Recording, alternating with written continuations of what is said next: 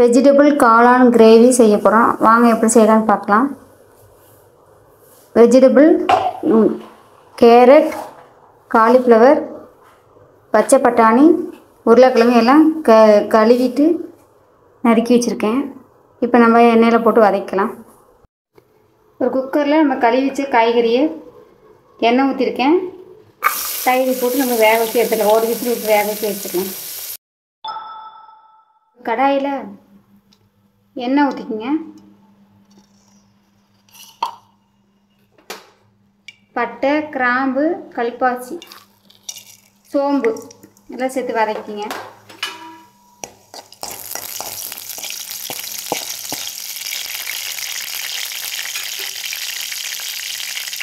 இதில் இஞ்சி பூண்டு பேஸ்ட்டு, புதினா தழை ஒரு கைப்பிடி அளவு சேர்த்து நல்லா வதக்கிங்க.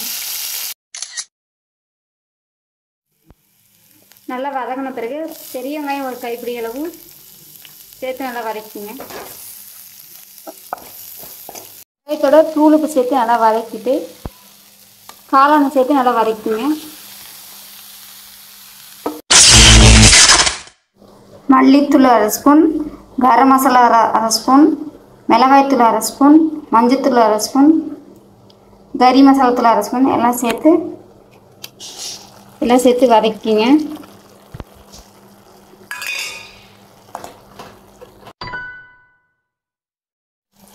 குக்கரில் வேக வச்ச காய்கறிகளை நம்ம சேர்த்துக்கலாம். இந்த கிரேவிக்கு தேவையான உப்பு சேர்த்துக்குங்க.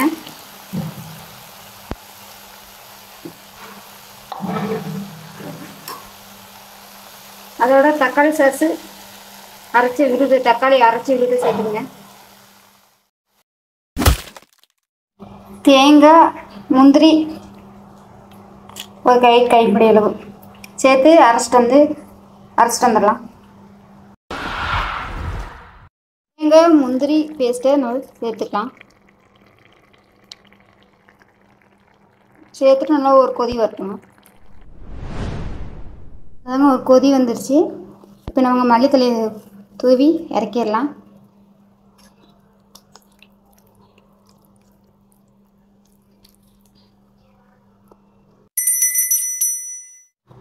சூப்பரான எம்மியான வெஜிடபிள் காளான் கிரேவி சூப்பராக ரெடி ஆச்சு. இதுபோல் நீங்களும் செஞ்சு பாருங்கள்.